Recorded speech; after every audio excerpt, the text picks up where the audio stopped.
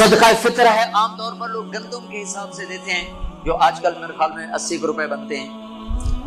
میں آپ کو اپنے نبی کا طریقہ بتاتا ہوں، اس پہ دو تو آپ کو اجر ملے گا۔ ہمارے نبی دیتے تھے صدقہ فطر کشمش کا اور کھجور کا، اور کشمش وہ ہے 3 کلو پوری، اور کھجور آدھی ہے 2 کلو گندم، اور کشمش ہے 3 کلو، تو 300 روپے تقریباً کلو ہے کشمش، جو اچھی ہوتی۔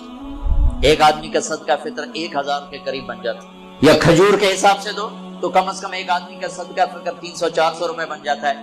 تو ایک گھر میں 4 افراد، اگر ایک وہ کشمش کے حساب سے دے تو 4000 روپے جس گھر میں جائے گا وہ اندر سے دعا نکلے، تو اور 4 آدمی 80 کے حساب تو 320 روپے۔ اس کا شکریہ بھی نہیں آتا۔ جب راستے میں تھے تو وہ ایک فقیر آ گیا چھوٹے سے قد کا، تو میں نے بیٹے سے کہا تو تیرے پاس کوئی 500 روپے ہے؟ کہنے کا نہیں۔ نکالا 100 روپے۔ میں کہا پتر 100 روپے نال دعا نہیں نکلنی، 1000 دے دے۔ میں نے تو کوئی 1000 دیا تو اس نے یوں ہاتھ کھڑے کیے۔ میں کہا ویکھیے یہ 1000 کا لگ گیا دھکا، یہ ہاتھ 1000 تو بغیر اتنے نہیں جا سکتے۔ جو اصل تو دعا ملے اندر سے، دعائیں کروائی نہیں جاتی، دعائیں لی جاتی ہیں۔ حضرت ابھی دعا کرو، حضرت ابھی ہاتھ اٹھاؤ، ہمیں حضرت کا دل ہوئے نہ ہوئے ہونے ہاتھ اٹھاؤ، ہوں تو او دی نہیں سنی، ہم نے تیری کی تو سنی، کیونکہ دعا تو اندر کی کیفیت کا نام ہے، الفاظ کا نام دعا نہیں ہے۔ اور یہ سرحد میں تو پٹھان سر چڑھ جاتے ہیں، دعا کا وقت، دعا کا وقت، ابھی ہاتھ اٹھاؤ۔ اور میں نے وہاں دیکھا وہاں رواج، چل ہو گئی دعا۔ جو اللہ سے مذاق، دعا تو فریاد کو کہتے ہیں، فریاد فریاد فریاد کرنا سیکھ لو، تمہاری سب سنے۔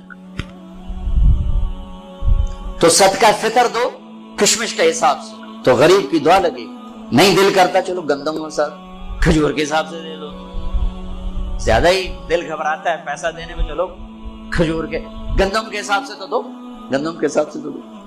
اور یہ اللہ کے راستے میں جا رہے ہیں، دیکھو ساری آسمانی کتابیں رمضان میں ہوتی، یکم رمضان کو ابراہیم علیہ السلام پہ صحیفے اترے، 2 رمضان کو عیسیٰ علیہ السلام پر، موسیٰ علیہ السلام پر تورات اتری، 6 رمضان کو داؤد علیہ السلام پر زبور اتری، 12 رمضان کو یا 18 کو عیسیٰ علیہ السلام پر انجیل اتری، اور 21 رمضان کو ایک روایت کے مطابق اللہ کے نبی پر قرآن اترا۔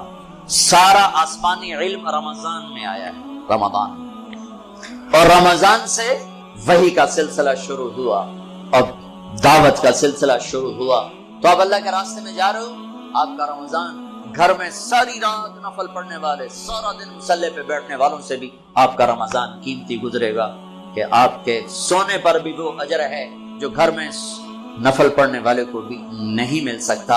امت کو دعوت کا کام ملا تو اس کے اعمال کی طاقت بڑھا دی، اس کے اعمال کا اجر بڑھا دیا گیا۔ تو بھائیو ابھی شعبان ہے، تو شعبان میں بھی ایک رات ہمیں ملی ہے، ہاں یاد آ گیا، 15 شعبان کی رات۔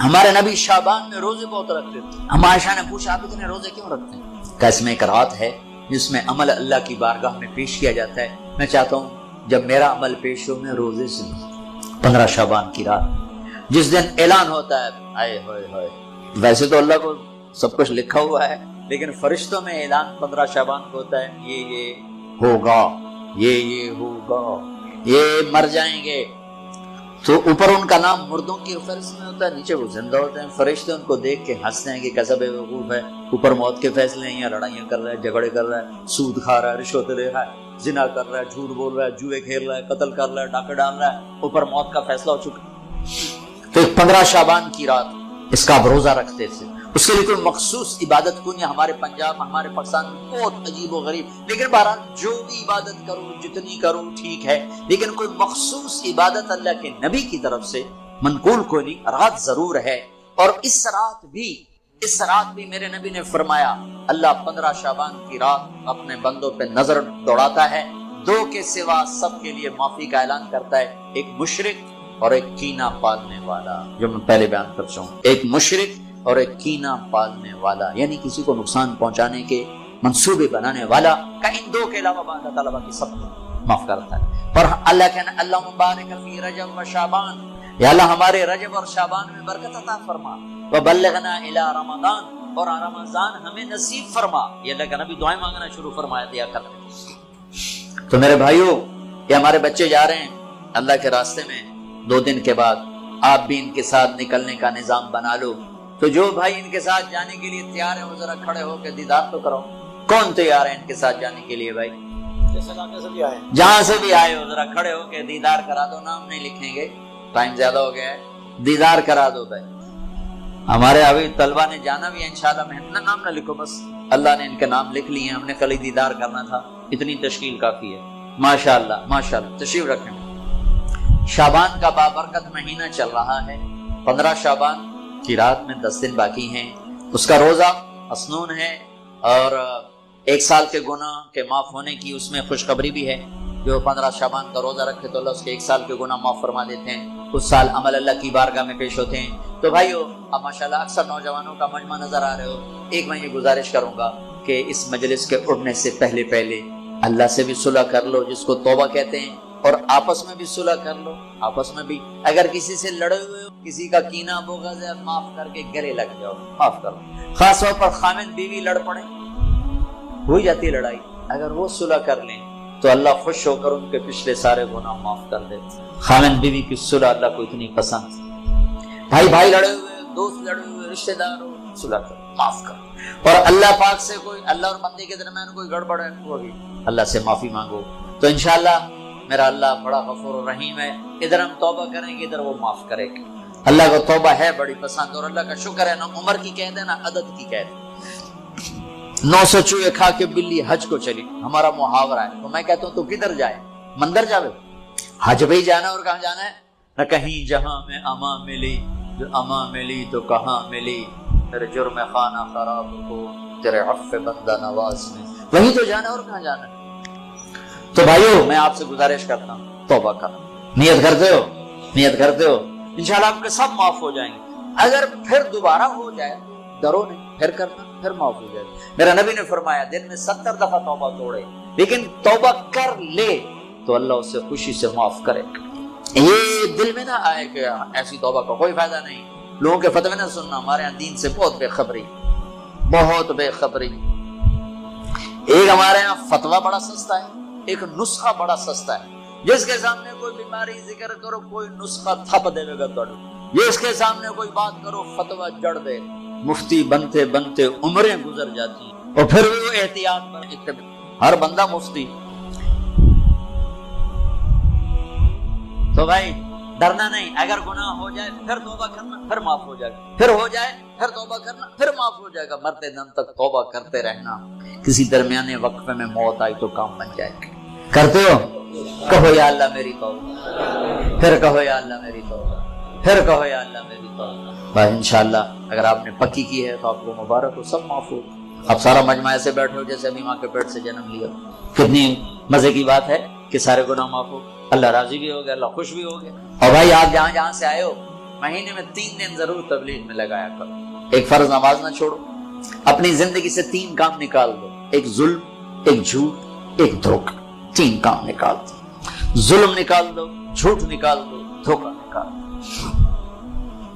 ہمارے عوام بھی ظالم ہیں، عدالتوں میں جا کے دیکھو کتنے جھوٹے مقدمے چل رہے ہیں۔ یہ تو کوئی سیاستدان نہیں ہے، کوئی وزیر نہیں ہے، عام لوگوں نے، دیہاتیوں نے جھوٹے مقدمے، جھوٹی گواہیاں، خود انگلیاں توڑ کے جعلی ڈاکٹری سرٹیفکیٹ بنوا کے آ جاتے ہیں۔ اپنی زندگی سے جھوٹ نکال دو، ظلم نکال دو، دھوکہ نکال دو۔ 3 چیزیں داخل کر دو، انصاف کو ڈال لو، سچائی کو ڈال لو، دیانتداری کو ڈال لو۔ دنیا اور آخرت کی عزتوں کا ذمہ دار ہے اللہ کا حبیب۔ فرائض کی پابندی کرو، کبیرہ گناہوں سے بچو، ہو جائے توبہ کرو۔ ماں باپ زندہ ہیں، راضی کرو، بیوی کے ساتھ حسن سلوک کرو، بچوں کو حلال کھلاؤ، حرام نہ کھلاؤ، جھوٹ کا، رشوت کا، بددیانتی کا، خیانت کا، ملاوٹ کا پیسہ نہ کھلاؤ۔ یہ زہر ہے جو بچوں کے اندر جا رہا ہے۔ حلال کھلاؤ، مطمئن ہو جاؤ، اللہ انہیں پالے گا، انہیں سنبھالے گا۔ اور جہاں جہاں سے آئے ہو، مہینے میں 3 دن تبلیغ میں لگاتے رہے، ٹھیک ہے؟ فروغ نیت۔ پھر جب اللہ ہمت دے 4 مہینے بھی لگا لیں، چلا بھی لگا لیں۔ درود شریف اللہم لک الحمد۔ اللہ مل گیا، اللہ مل گیا، اللہ مل گیا، اللہ ملا، اس کے خزانے ملے، اللہ ملا، اس کی جنت ملی، اللہ ملا، اس کی رحمتیں ملی، اللہ ملا، اس کی برکتیں ملی، اللہ ملا، زمین کی برکت ملی، اللہ ملا، اس کی رضا ملی، اللہ ملا تو جنت ملی، اللہ ملا تو بیماریاں دور، اللہ ملا تو نفرتیں دور، اللہ ملا تو بغض دور۔ اللہ کو پانے کا مہینہ، میرے بھائیو آؤ روزہ رکھیں، پیاس سے نہ گھبراؤ، بھوک سے نہ گھبراؤ۔ میرے نبی کی اولاد پہ 72 گھنٹے پیاس آئی، 72 گھنٹے، 72 گھنٹے، 72 گھنٹے پانی کا قطرہ نہ معصوم بچوں کے منہ میں گیا، نہ بڑوں کے نہ بچیوں کے۔ اور تم تو 16 گھنٹے کے بعد پانی پیو گے، 16 گھنٹے کے بعد روٹی کھاؤ گے، 72 گھنٹے کے بھوکے پیاسے اللہ کی بارگاہ میں پیش ہو گئے۔ ہم روزہ رکھیں گے ہمیں اللہ ملے گا، ہم تراویح پڑھیں گے ہمیں اللہ ملے گا۔ تراویح کے ہر سجدے پہ 1500 نیکی، تراویح کے ہر سجدے پر جنت میں سرخ یاقوت کا محل جس کے 60,000 سونے چاندی کے دروازے، تراویح کے ہر سجدے پر جنت میں ایک درخت جس کے نیچے 100 سال عربی گھوڑا دوڑ سکتا ہے۔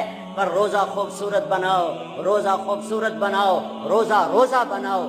آنکھیں روزہ رکھیں، دماغ روزہ رکھیں، یہ ہونٹ روزہ رکھیں، یہ ہاتھ، یہ دل، یہ سینہ، یہ شہوت، یہ پاؤں، یہ کمائی، یہ ترازو، یہ تجارت، یہ سائن، یہ فائل، یہ ڈیل، ہر شے روزہ رکھے، ہر شے روزہ رکھے تو اللہ آپ کا ہو گیا، ہو گیا، ہو گیا۔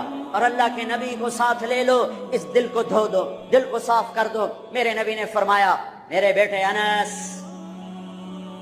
میری عظیم الشان سنت، میری عظیم الشان سنت، میری عظیم الشان سنت، غور سے سننا، یہ داڑھی بھی سنت ہے، یہ سرما بھی سنت ہے، یہ پگڑی بھی سنت ہے، یہ سرما بھی سنت ہے، یہ داڑھی بھی سنت ہے، یہ سفید لباس بھی سنت ہے، ٹخنوں سے اوپر ہونا بھی سنت ہے، دائیں ہاتھ سے کھانا بھی سنت ہے، سیدھی کروٹ سونا بھی سنت ہے، مسجد میں سیدھے پاؤں سے داخل ہونا سنت ہے، الٹے پاؤں سے نکلنا سنت ہے۔ بے شمار سنتیں ہیں میرے نبی کی زندگی کی، پر جسے عظیم الشان کہا، جسے عظیم الشان کہا، جسے عظیم الشان کہا تو ایک اور بھی ہوں گی، اور بھی ہوں گی، ساری ہی عظیم الشان ہیں، پر جس کو خود میرے نبی نے کہا عظیم الشان، عظیم الشان، یہ مسورات بھی سن لیں، یاد بھی سن لو۔ میرے بیٹے انس، میری عظیم الشان سنت، میری عظیم الشان سنت کیا؟ کا صبح و شام اپنے دل کو صاف رکھا کر، کسی سے بغض نہ رکھ، کسی سے حسد نہ رکھ، کسی سے کینہ نہ رکھ، کسی پہ گلہ نہ رکھ، کسی سے رنج نہ رکھ، کسی کے ساتھ نفرت نہ کر، کسی سے حسد نہ کر، کسی کو نقصان پہنچانے کی نیت نہ کر۔ اپنے دل کو انسان، مسلمان نہیں انسان، ان قدرت یا ان استطاعت ان تصبح وتمسی ولیس فی قلبک غش لأحد، لمسلم نہیں، لمومن نہیں۔ انس میرے بیٹے، اس دل کو تمام انسانوں کے بغض سے پاک کر دے، تھوڑ نفرت حسد پاک کر دے۔ اور جو میں نال بڑا گندا کیتا ہے میں نے انہوں معاف کرنا، اس میرے نال چنگا نہیں کیتا میں نے انہوں معاف کرنا، میں جب تک نہ کیتا میرا کلیا نہیں ٹھردا، میرا ہاں نہیں ٹھردا، میرا من نہیں ٹھردا، میں کر کے رہنا ہے، میں بدلہ لے کے رہنا، میں انہوں چھڑنا نہیں، چاہے میری ہر شے لگ جاوے وک جاوے۔ یہ میں ہاتھ جوڑتا ہوں، یہ شیطانی جملے ہیں، یہ شیطانی جملے ہیں، یہ شیطانی جملے ہیں، یہ شیطانی جملے ہیں، یہ شیطانی جملے ہیں۔ اللہ کے واسطے معاف کرو، معاف کرو، معاف کرو، اسے دھو دو، اسے دھو دو، اسے دھو دو۔ یہ میرے نبی کی عظیم الشان سنت۔ اور اس وقت خوشخبری میرے بیٹے انس، جو میری اس سنت سے پیار کرے گا، مجھ سے پیار کرے گا، جو مجھ سے پیار کرے گا، یوں میرے ساتھ جنت میں ہو جائے گا۔ دل صاف کرو۔ ایک حدیث سناتا ہوں، دل کی صفائی کیسے عظیم الشان۔ آپ مجلس میں ہیں، دروازہ مسجد نبوی، آپ نے کہا اس دروازے سے جنتی آ رہا ہے۔ ایک انصاری صحابی، ادھیڑ عمر، 50-60 کے درمیان کو ادھیڑ عمر کہتے ہیں، کالی سفید داڑھی، ہاتھ میں جوتا، وضو کا پانی تازہ داڑھی سے گر رہا۔ اگلا دن وہی ٹائم میرے نبی نے فرمایا اس دروازے سے جنتی آ رہا ہے۔ تھوڑی دیر بعد کل والے صحابی، کل والا حلیہ، جوتا، داڑھی میں وضو کا پانی۔ اگلا دن اس دروازے سے جنتی آ رہا ہے، وہی صحابی، وہی حلیہ، داڑھی میں وضو کا پانی، ہاتھ میں جوتا۔ اس محفل میں، اس مجمع میں ایک صحابی ہیں، ان کا نام ہے عبداللہ بن عمرو بن عاص رضی اللہ عنہما۔ یہ تمام 1,24,000 صحابہ میں سب سے زیادہ عبادت والے صحابی ہیں۔ ساری رات نفل، سارا سال روزہ، اور دن رات میں ایک قرآن کا ختم۔ سنا کہ عبادت ساڑھے کو فرض نماز نہیں پڑھی جاندی بھائی، ساری رات نفل، سال میں 2 روزے نہیں رکھنے، 2 عید بس، 2 عید بس، سارا سال روزہ، ساری رات نفل، دن رات میں ایک قرآن کا ختم۔ اللہ کے نبی کو پتا چلا تو زبردستی ایک دن روزہ رکھو، ایک دن چھوڑو، اس پر تیار کیا۔ 3 دن سے پہلے قرآن نہ ختم کرو، اس پہ تیار کیا زبردستی۔ ان کو خیال آیا یہ مجھ سے زیادہ عبادت کرتا ہے جو اس کو جنت کی بشارت ملی۔ 24 گھنٹے کا سارا جتنا بھی دورانیہ ہے، جتنا بھی وقت ہے، اور 24 گھنٹے کا جتنا بھی ٹائم ہے، وہ تو سارا میں نے عبادت سے بھر دیا ہے۔ رات کو نفل، دن میں روزہ اور ختم قرآن۔ میں دیکھتا ہوں یہ کیا کرتا ہے۔ ان کو کوئی 25 گھنٹے، یہ 1 گھنٹہ بعد میرے کو عبادت کر رہا ہے۔ پہنچ گئے، چاچا السلام علیکم، جی بھتیجے وعلیکم السلام، جی چاچا ابا جی ناراض ہو گئے، میں 2-4 دن ان سے چھپ کے رہنا چاہتا ہوں، اجازت ہے؟ آپ مجھے اپنے گھر میں ٹھہراؤ گے؟ کب بھتریا جس نے مرضی آ، جس نے مرضی جا، تیرا اپنا گھر ہے۔ ارادہ تھا رات کو دیکھوں گا کیا کرتے ہیں۔ عشاء کی نماز پڑھی، عبداللہ بن عمرو چادر اوڑھی اور یوں آنکھ میں نا اتنا سوراخ کر کے لیٹ گئے کہ میں دیکھوں گا یہ چاچا جی کیا کرتے ہیں۔ چاچا جی آئے، ان کا نام بھی کسی حدیث میں نہیں آیا، اتنے عام درجے کے صحابی، ورنہ نام صحابہ کے موجود، ان کا نام شاید کسی شرح میں ہو، کتاب میں کوئی آئے۔ اللہم بسمک اموت و احیا، جو لیٹے فجر کی اذان پہ اٹھے۔ عبداللہ بن عمر تو پریشان ہو، کوئی ایک ہی بنی، ساری رات ستیاں ٹپ گئی، 2 نفل بھی نہیں پڑے کہ شاید آج طبیعت خراب ہو، کل دیکھوں گا۔ کل پھر سوئے اور چادر میں اتنا سوراخ کر کے دیکھ رہے ہیں۔ وہ پھر آئے، اللہم بسمک اموت و احیا، اور جو سوئے اور فجر کی اذان پہ اٹھے۔ عبداللہ بن عمر کا تو دماغ چکر کھانے لگا، یہ بھی اے چکر کی ہے۔ اس زمانے میں منافق تہجد نہیں چھوڑتے تھے ڈر کی وجہ سے کہ پکڑے نہ جائیں۔ یہ جنتی ہو کر تہجد کے 2 نفل نہیں، 2 نفل، ان بالکل ہل کے رہ گئے۔ ان کا چلو آج رات ویک کے جاؤں گا، چکر کیے، آج کوئی نواں کام نہ کرنا ہی کرنا ہے۔ پھر راحت، پھر وہ آئے، اللہم بسمک اموت و احیا، کیا فجر دی نماز سے اٹھے۔ اس لیے نہیں چپ رہ سکتے کہ چاچا ایک گل تو دس، تو ہیں کی کہ کیوں ہے پوچھ، لیکن میں 3 دن سنیا ہے اللہ دا نبی آ رہا ہے جنتی آ رہا ہے، تو آیا، پھر اللہ دا نبی آ گیا جنتی آ رہا ہے، تو آیا، پھر اللہ دا نبی آ گیا جنتی آ رہا ہے، تو آیا۔ تو میں تو 3 راتاں تینوں ویکھیا، تو 2 نفل ہی نہیں پڑھنا ہے، تو تینوں جنت کتھوں لب گئی؟ رون پریشان، کہنے لگے بھتیجے جو دیکھا ہے بس وہی ہے، اور کچھ نہیں میرے پاس۔ اچھا اب اللہ کا نبی تو سچا، وہ بات تو غلط ہو نہیں سکتی، لہذا اپنی عقل کو ملامت کر رہے ہیں کہ تیری گل سمجھ آئی کوئی نہیں، گل سچی ہے، پتہ نہیں تیرے گاٹے نہیں لے رہی۔ عجیب نظر آیا نا کہ صحابی 3 دن جنت کی بشارت اور 2 نفل اٹھ کے نہیں پڑے ساری رات۔ جب وہ مڑے اور دروازے تک پہنچے تو کہنے لگے بطریا اور آمن بھتیجے ادھر آ، اب تجھے اندر کی بات بتاؤں تو مجھے دیکھنا۔ یہاں ہاتھ رکھا کہ یہ جو دل ہے اس میں کسی کے بارے میں کوئی کھوٹ نہیں ہے، میرا دل سب سے صاف ہے، اب مجھے دیکھنا۔ عبداللہ بن عمر نے کیا کیا؟ ہانا ہوا، یوں کیا، ہانا ہوا، یہی ہے جس نے آپ کو زندگی میں جنتی بنا دیا ہے۔ اور اچھا اگلی 2 باتیں کہیں کہ بھتیجے یہ جو دل ہے اس میں کسی کے بارے میں کوئی بغض نہیں، کوئی کھوٹ نہیں، کوئی رنج نہیں، کوئی گلہ نہیں، کوئی حسد نہیں، کچھ نہیں ہے، ویلا کاغذ چٹا اور اللہ جب کسی کو کوئی نعمت دیتا ہے، مجھے کبھی حسد نہیں ہوا، مجھے کبھی حسد نہیں ہوا، مجھے کبھی حسد نہیں ہوا۔ اب اس کا ری ایکشن عبداللہ بن عمر، ہادا ہوا، اچھل گئے، ہادا ہوا، یہی ہے جس سے آپ جنتی بن گئے۔ اور آگے کہا پرے کرے کون، سنو، پرے کرے کون، اللہ اکبر، پرے کرے کون، کر لو آپ، کر لو، سوری رات سوو، فرض نماز ادا کرو، حرام نہ کھاؤ، کبیرہ گناہ نہ کرو، ہو جائے توبہ کر لو، ہو جائے توبہ کر لو۔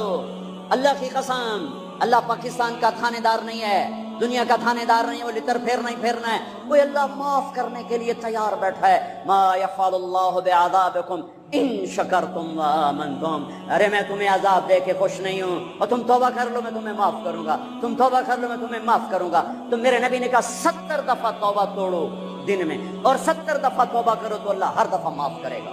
گناہ ہونا کوئی بڑی بات نہیں ہے، انسان ہے، بشر ہیں، وہ انسان ہی کیا جس سے خطا نہ ہو، ہاں پھر وہ بھی انسان نہیں جو اڑ جائے گا، کی ہو گیا، رشوت لے لے کی ہو گیا، زنا کیتا ہے کی ہو گیا، شراب پیتے کی ہو گیا، قبضہ کر لیا زمین پہ کی ہو گیا۔ یہ خطرناک کیس ہے، یہ کفر سے بھی خطرناک کیس ہے۔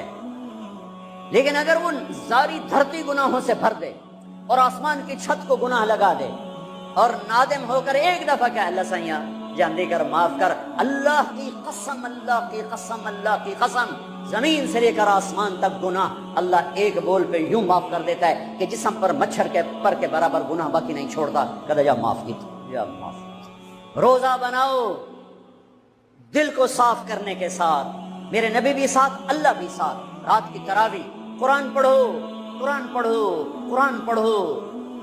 ایک مہینہ کمروں میں بند ہو جاؤ، کام پہ جاؤ واپس کمرے میں، ٹی وی بند کر دو، قرآن پڑھو، قرآن پڑھو، قرآن، اخبار نہ دیکھو، یہ ٹاک شو نہ دیکھو، صرف قرآن پڑھو۔ قرآن، ہاں تمہارے ٹی وی پہ قرآن لگا سن، کسی کی دین کی بات لگی سنو، پر رمضان کے پروگرام کے نام پر کاروبار ہیں، میں دکھ سے کہہ رہا ہوں۔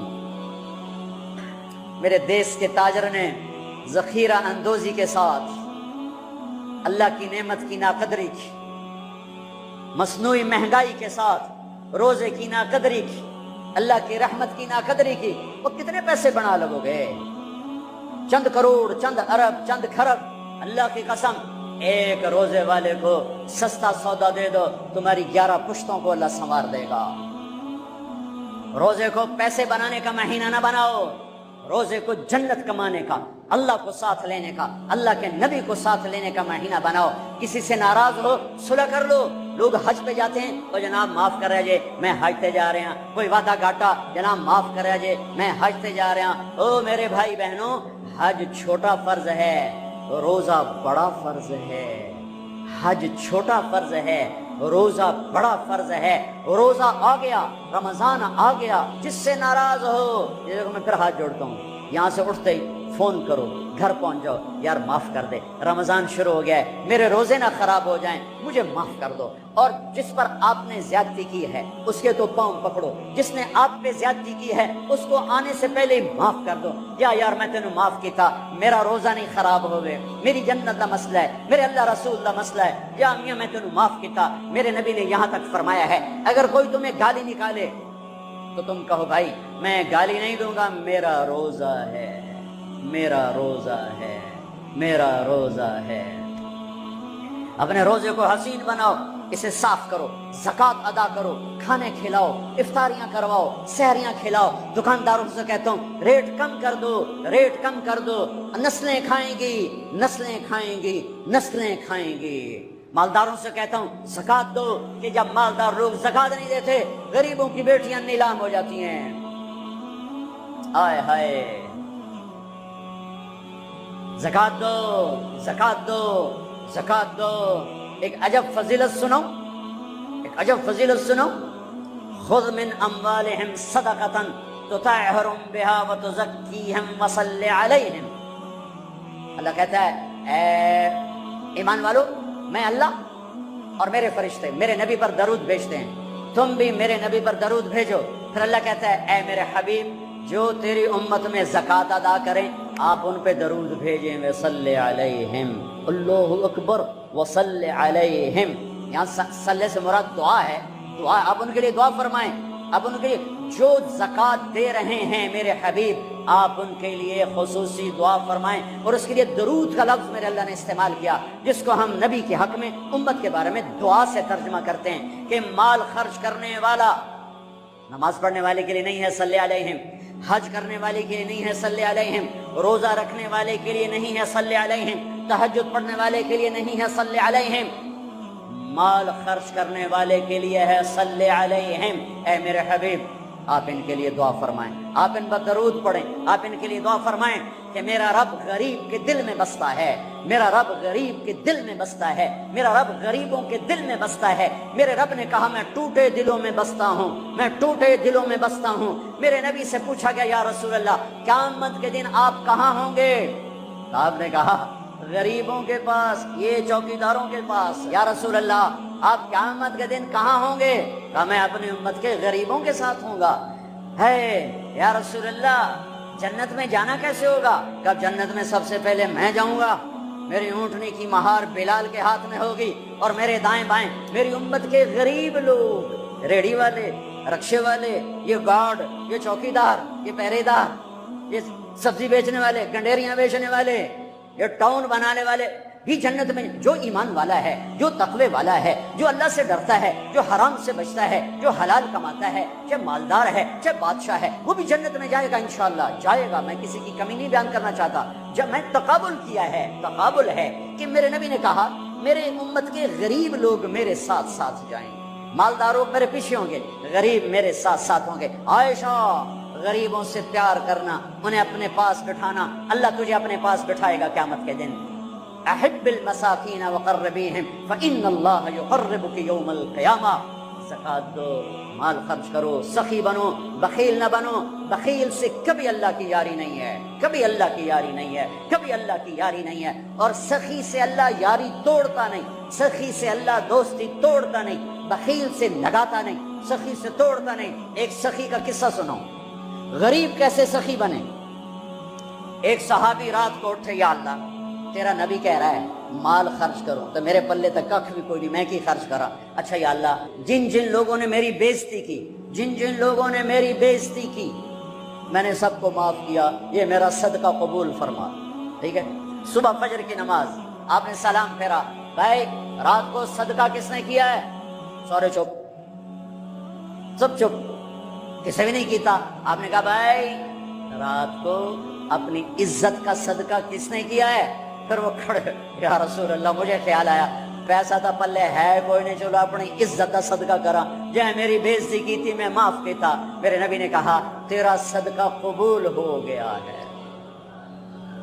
میرے بھائیو، میرے بھائیو، میرے بھائیو، بہت بڑا مجمع ہے، بہت بڑا مجمع ہے، اور اللہ کی رحمت سر پر چھائی ہوئی ہے، اور ایسے سایہ فگن ہے، اور فرشتے موجود ہیں، اور اللہ کی رحمت بارش کی طرح برس رہی ہے۔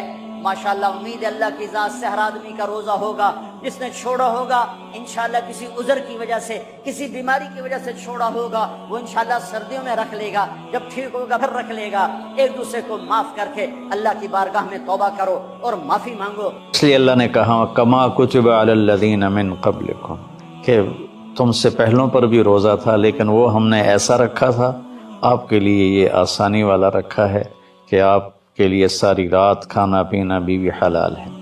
پھر آگے ایک خوشخبری سنائی لعلکم تتقون، کہ اللہ کی طرف سے جب لعل ہوتا ہے تو وہ یقین کے معنی میں ہوتا ہے، انسان کی طرف سے جب لعل ہوتا ہے تو شک کے معنی میں ہوتا ہے۔ تو اللہ تعالیٰ نے کہا کہ جب تم روزے رکھو گے نا، جیسے روزے رکھنے کا حق ہے تو تمہیں تقوی نصیب ہوگا، اور اگر تمہیں تقوی نصیب ہو گیا تو قرآن ہی سے ہم سنتے ہیں کہ تقوی پر اللہ کیا دیتا ہے، من یتق اللہ یجعل لہ مخرج ویرزقہ من حیث لا یحتسب، کہ جو تقوی اختیار کرتا ہے اللہ اس کے لیے ہر تنگی سے راستہ نکالتا ہے۔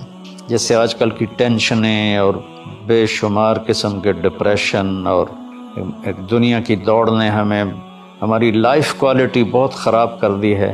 چیزیں بڑی اعلیٰ ہو گئی ہیں، سواریاں بڑی اعلیٰ ہیں، لیکن لائف اٹ سیلف کوالٹی اس کی بڑی پور ہو گئی ہے، بہت خراب ہو گئی ہے.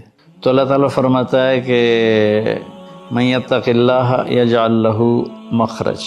تو جب کہیں اس پر تنگی آئے گی ذہنی یا ظاہری یا باطنی، تو اللہ اس کو راستہ دکھائے گا. اللہ ہاتھ پکڑ کے اس کو اس مشکل سے نکال کے باہر کھڑا کر دے گا.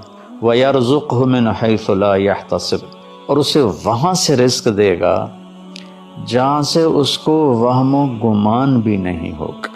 تو حضرت مقداد رضی اللہ تعالیٰ عنہ پیشاب کرنے بیٹھے، فاقے سے بے حال تھے. ایک چوہا اپنی بل سے نکل اور 1 دینار اس نے باہر رکھا، پھر 2، پھر 3، پھر 4، یہاں تک کہ 19 دینار اس نے اپنی بل سے نکال کر ان کے سامنے رکھ دیے.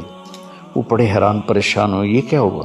انہوں نے وہ استنجے سے فارغ ہو کر وہ اٹھائے اور اللہ کے نبی کے پاس لے کر آئے. یا رسول اللہ، یہ میں پیشاب کرنے بیٹھا ہوں اور چوہے نے یہ 19 دینار میرے آگے رکھ دیے. تو آپ نے فرمایا رزق ساقہ اللہ علیک، یہ اللہ کی طرف سے تیرے لیے رزق کا سامان بنا ہے. پھر آپ نے یہ آیت پڑھی من یتق اللہ یجعل لہ مخرج ویرزقہ من حیث لا یحتسب. جو تقوی اختیار کرتا ہے اللہ ہر تنگی سے راستہ دکھاتا ہے اور وہاں سے رزق دیتا ہے جہاں سے وہم و گمان بھی نہ ہو.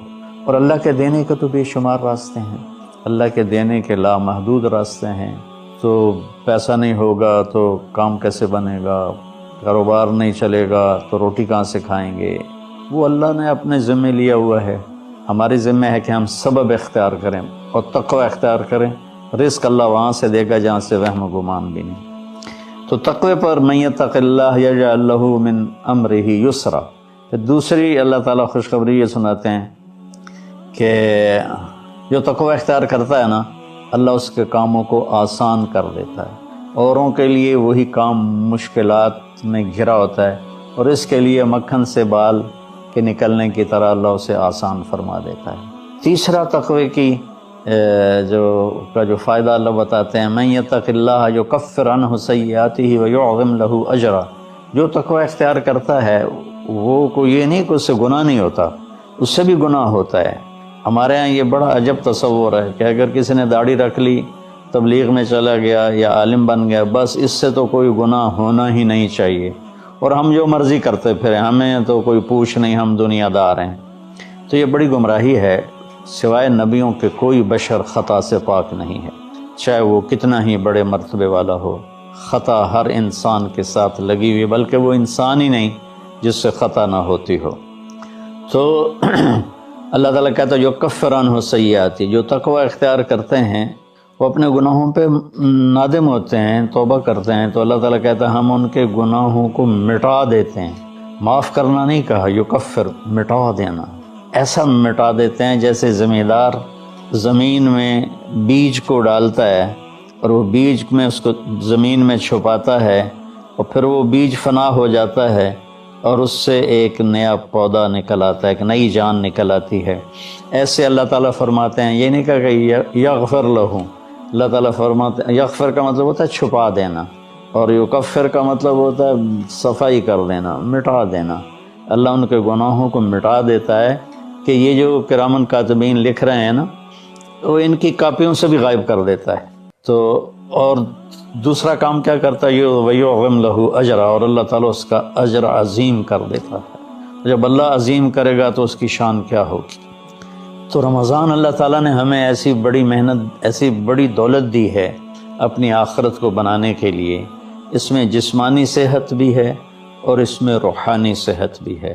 اس میں جسمانی صحت بھی ملتی ہے اگر روزے کے مقصد کو سمجھ کے کھانا پینا رکھا جائے، اور روحانی صحت بھی ملتی ہے کہ جتنا جسم پہ فاقہ آتا ہے نفس میں روشنی پیدا ہوتی ہے، دل روشن ہوتا ہے. امام غزالی رحمۃ اللہ علیہ کا فرمان ہے، جس دن بھی میرے اوپر فاقہ آیا میرے اوپر علم کا نیا دروازہ کھلا. تو اللہ تعالیٰ نے اپنے کرم سے ہمیں یہ مہینہ دیا، شہر رمضان. شہر عربی میں مہینے کو کہتے ہیں اور شہر کا اصل مطلب ہے شہرت. تو مہینے کو شہر مشہور اس لیے کہتے ہیں کہ ہر مہینہ اپنے آپ ہی اپنی شہرت بناتا ہے. بھائی ابھی رمضان آ رہا ہے، بھائی اب شوال آ گیا ہے، یا جنوری آ گیا ہے، فروری آ گیا ہے، اور اس کے ساتھ ہمارے بے شمار دنیاوی کام لگے ہوتے ہیں.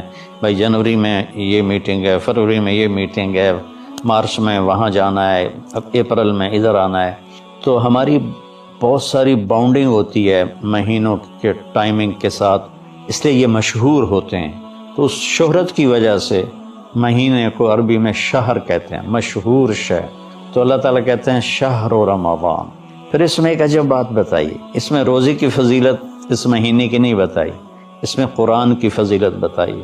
الذی انزل فیہ القرآن، روزے کا ذکر بعد میں کیا ہے اور قرآن کا ذکر پہلے کیا ہے کہ اب اپنے روح کو، اپنے روحانیت کو زندہ کرنا چاہتے ہو تو اس مہینے میں ہم نے قرآن کو اتارا. الذی انزل فیہ القرآن، جس میں ہم نے قرآن کو اتارا. 6 رمضان کو موسیٰ علیہ السلام پہ تورات اتری، اور 13 رمضان کو عیسیٰ علیہ السلام پر انجیل اتری، اور لیلۃ القدر میں ہمارے نبی پر قرآن اترا، اور 9 رمضان یا 10 کو داؤد علیہ السلام پہ زبور اتری. سارا آسمانی علم اللہ نے اس مہینے میں اتارا کہ مشقت کے ساتھ علم جڑا ہوا ہے، اور فاقے میں روح میں ایک روحانیت پیدا ہوتی ہے، تو اس سے اللہ تعالیٰ کی طرف سے وہ بہت کچھ ملتا ہے.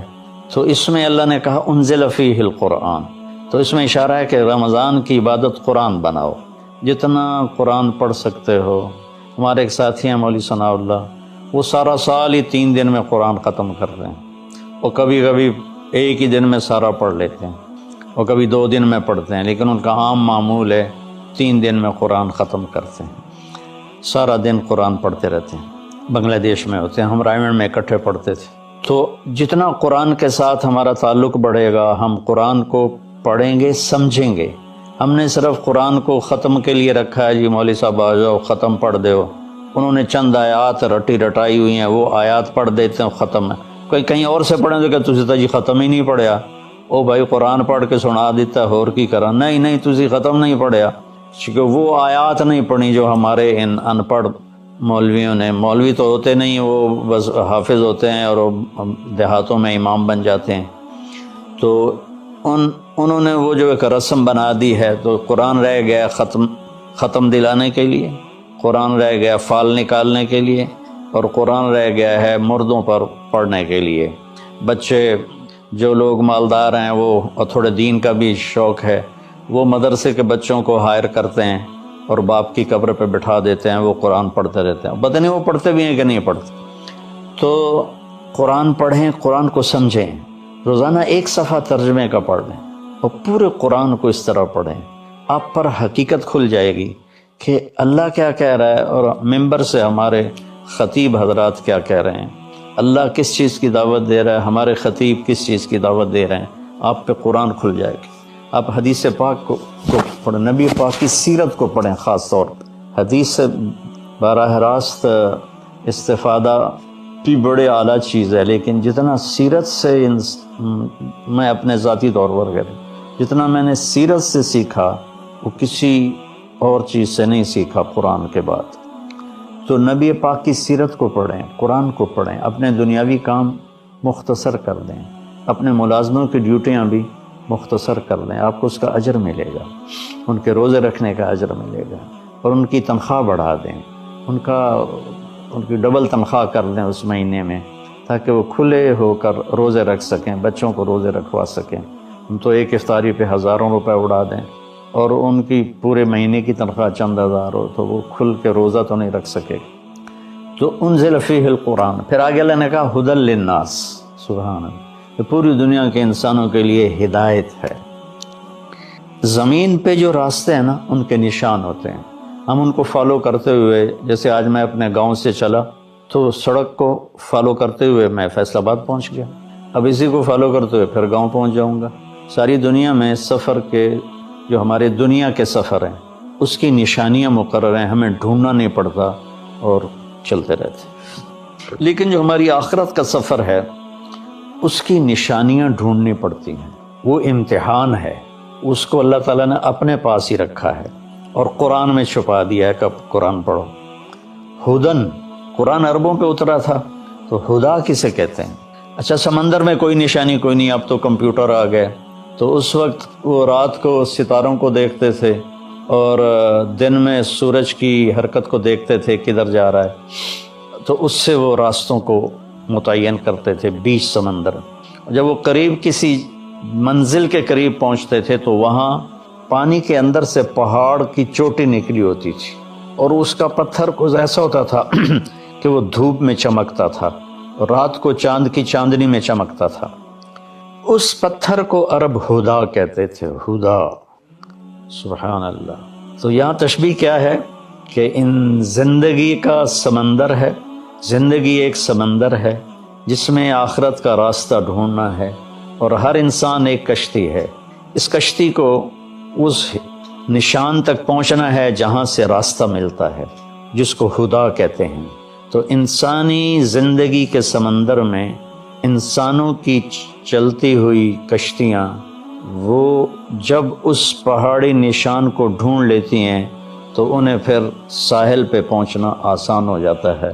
اگر اللہ نہ کرے کوئی اس نشانی کو کھو دے پھر وہ بھٹکتا رہتا ہے، قدرت اسے کنارے لگا دے تو لگا دے، ورنہ وہ بھٹکتا ہی رہتا ہے۔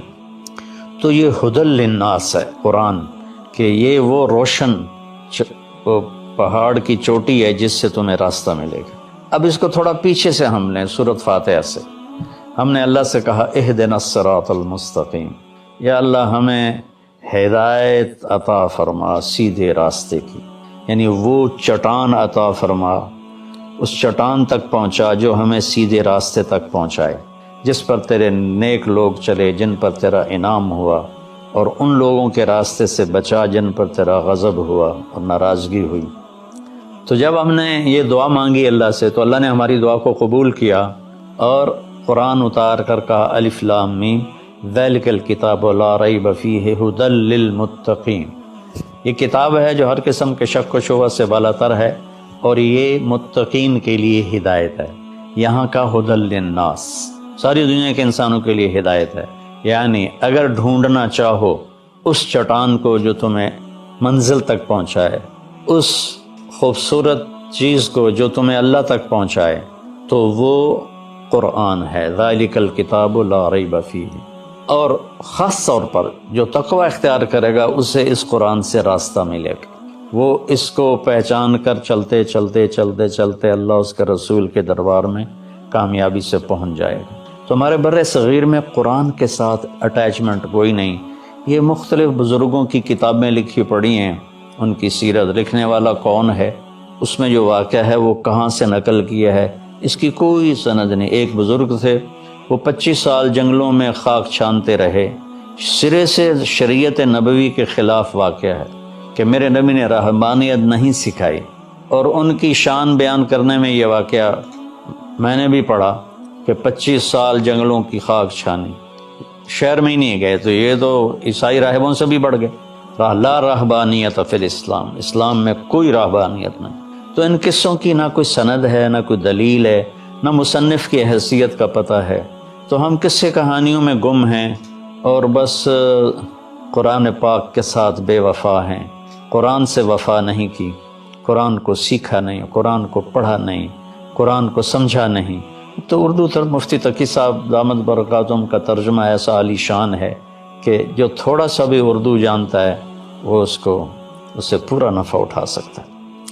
تو ھدی للناس وبینات من الہدی والفرقان، یہ پہلے ہدا پھر ہدا تاکید کے لیے کہ یہ پوری دنیا کے انسانوں کے لیے ہدایت کا پیغام ہے۔ اگر تم اپنے ذہن کو صاف کر کے اسے پڑھو گے تو بینات من الہدی، تو یہ ہدایت کی خوبصورت نشانیاں ہیں، اور حق و باطل میں فرق کر کے دکھا دے گا قرآن، کہ اس لیے قرآن کا نام فرقان بھی ہے کہ یہ حق کو الگ کر دیتا ہے، باطل کو الگ کر دیتا ہے۔